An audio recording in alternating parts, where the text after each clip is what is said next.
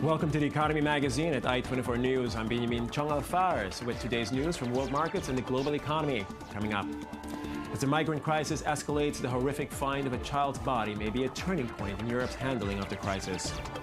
And President Obama raises climate change in Alaska ahead of the Paris summit. Let's start with the headlines. Asian markets were mostly higher in early trade on Thursday as U.S. markets restored some stability but closed down lower. Strong performance in Japanese stocks boosted regional markets, while the Nikkei 225 rose 1.5% around midday, helped by a weaker yen. But in afternoon trade, China risk started weighing on markets again, with Hong Kong's Hang Seng closing down 1.2% and the Shanghai Stock Exchange Composite Index down 0.2%. Brent crude oil also extended losses by another 0.5% to trade to just above $50 a barrel. The IMF today urged the world's leading central banks not to raise interest rates in an effort to boost spending, while risks to global growth are again on the rise. China's slowdown, volatile financial markets, and tumbling raw material prices have once again raised the risks to economic growth worldwide, the IMF said in a report. It urged wealthy countries to continue easy money policies and growth-friendly tax and spending programs. Some emerging market countries, however, should let their currencies fall substantially to support their exporters and economic growth, the IMF said.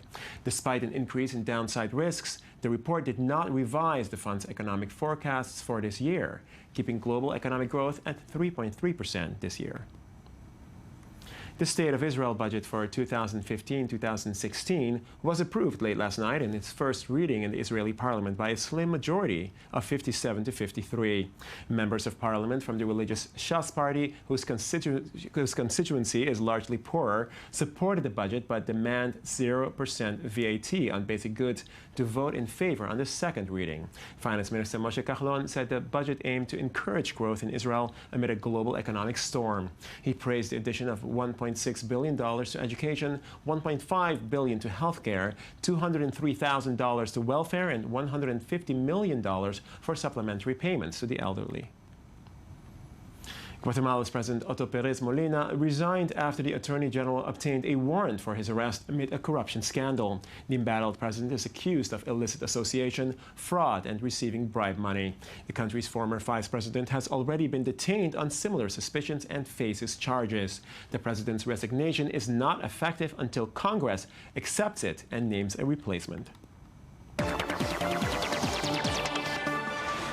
More than 350,000 migrants have risked their lives crossing the Mediterranean this year, and 2,600 have died while making the perilous journey to Europe. A small number, given that around 250,000 Syrians have been killed, with nearly 8 million internally displaced. And though a large group, Syrians are only one group among many migrants seeking a better future in Europe. Shelby Weiner has more on the European reaction to the migrant crisis. A toddler's body lays lifeless on a Turkish beach after a failed attempt to find a better life in Europe, a poignant photograph that will surely add fuel to the fiery debate over how the EU should treat migrants. That debate is most pressing in Greece, the gateway to the European mainland. With war breaking out in the Middle East, many are leaving their homes behind in search of a better life. The journey was very long, but God has been good to us. We arrived in Greece unharmed. More than 200,000 migrants have landed in Greece this year, mainly fleeing Syria, Afghanistan, and Iraq. The small country has its hands full. Athens, busy dealing with snap elections over its crippling national debt, while the smaller islands are becoming crowded with migrants who are in need of more help than Greece might be able to give. The reception infrastructure, services and registration procedures, both on the islands and on the mainland, need to be strengthened urgently. Greece is struggling to provide food, running water, and electricity. Meanwhile, the country has concerns over income. The vital tourism industry, which makes up 18% of the GDP, is at risk. Hotel bookings dropped 20% early this summer. Visitors had concerns over the country's economic stability. And now some of the beachfronts are hosting refugees, not tourists. Greece is left stranded on the forefront of Europe's largest migrant crisis since World War II. August is one of the busiest month in the season in Greece, I can say, also in the islands. The money which we do is only in August. What I see on my books, it's like 75% down this year. And the situation only worsens as fighting breaks out between the different groups of migrants. Chaos surrounds Kos as refugees clamor for emergency supplies and the chance to get off the island, shouting for their home countries. The economic deterioration drags on for the island as politics waver in Athens. I will go to the president to submit my resignation as well as the resignation of the government. The mandate I received on January 25th has exhausted its limits, and now people must decide anew. Prime Minister Tsipras resigned after the bailout deal was closed. Greece received the first installment of 13 billion euros, but there's no sign that part of the money will be used towards resolving the growing migrant problem. Greece is now left struggling to find a balance between its politics, debt, and migrant crisis. Only time will tell if the country will be able to pull through in the midst of instability. We shift to the Startup Nation as we are joined on set by Ares Yerushalmi, co-founder and CEO of Sling, a company that's come up with an innovative way to facilitate purchasing. Mr. Yerushalmi, thanks for joining us. Thank you very much. Can you describe the technology and how you came up with the idea? Yes, of course. So when we are looking at the retail and the modern world, we are forgetting the most underserved sector in the financial market, and that's micro merchants. Micro merchants can be anyone from the babysitter to the falafel seller or vendor on the street corner. And those people have been left outside of technology, outside of the credit industry, and outside of banking. And what we're doing at Sling is that we are empowering those micro businesses and enabling them to move outside of their medieval way of trading and accepting other things other than cash, being paid from a by using mobile payment, being leveraged and empowered by technological financialers. And we're taking those typologies of merchants and enabling them to trade with a modern person in a new way. What sparked the idea? How did you get it? So when we were examining small merchants, we started to understand that they're having problems monetizing themselves. For example, they are based on cash, but cash is declining rapidly around the world. And that means that we are empowering them and providing them means to accept a payment from anyone around them, even if they don't have cash or a credit card, because those people can't accept a credit card. So what you can see now on the screen, for example, is a champion kit. The champion kit is a set of tangible elements that are worn by the micro merchant. And I'm wearing one of my bracelets here. Okay. And this bracelet enables me to accept a payment from anyone. Right. Random strangers that just passes nearby.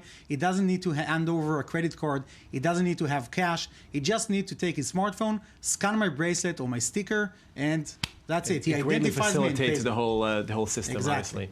Right. So, I mean, on that note, I mean, how does your company, what you do, fit into the startup nation, so to speak? Well, usually when we're talking about innovation and technology, we're talking about large businesses. We're servicing chains and modern companies and enterprises. But technology many times just jumps over the really small people.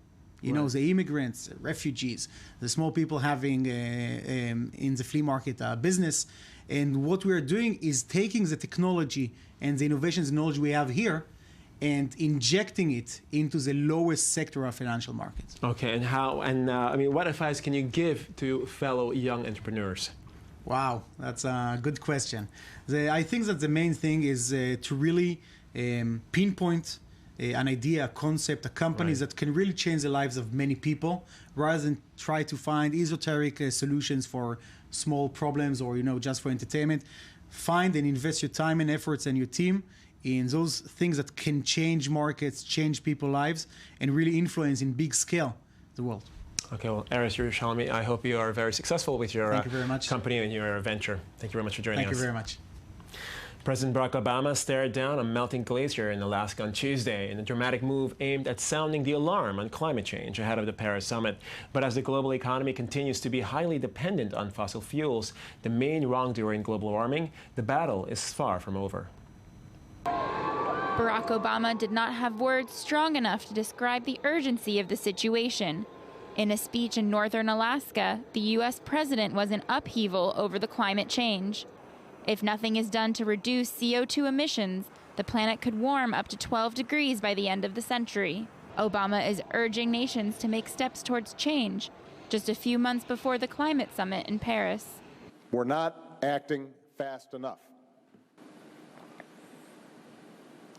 I've come here today as the leader of the world's largest economy and its second largest emitter to say that the United States recognizes our role in creating this problem, and we embrace our responsibility to help solve it. Global warming primarily affects the Arctic. Melting ice causes rising sea levels, which forces the migration of certain towns. Barack Obama met with the Americans most at risk, advocating globally for the future of our planet.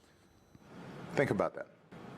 If another country threatened to wipe out an American town, we'd do everything in our power to protect ourselves. Climate change poses the same threat right now. But environmentalists are condemning Obama.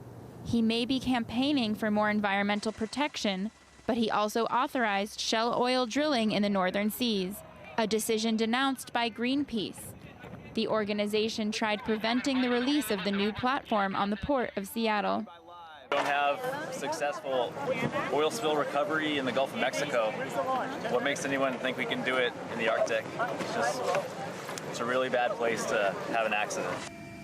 Weather conditions and difficult waterways endanger oil exploitation. Still, the Arctic is the object of desire. Melting ice offers the opportunity for more resources.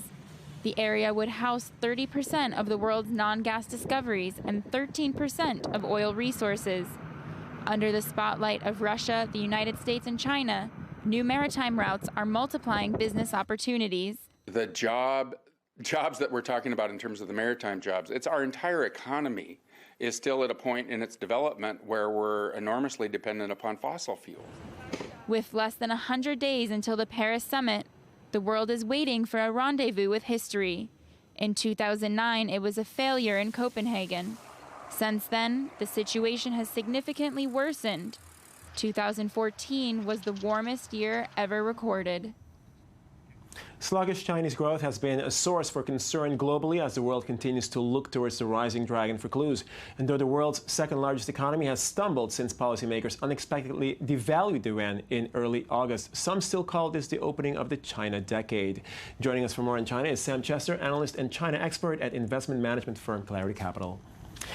Sam, thanks for joining us, first of all. I mean, China's market has been in freefall, so to speak, since July. What has happened over the past 2 weeks for there to be such a sharp reaction from global markets? For sure. I mean, I've been in here several times over the last few months, and we've been discussing the Chinese stock market, but we weren't quite seeing any effect like in the last 2 weeks on global stock markets.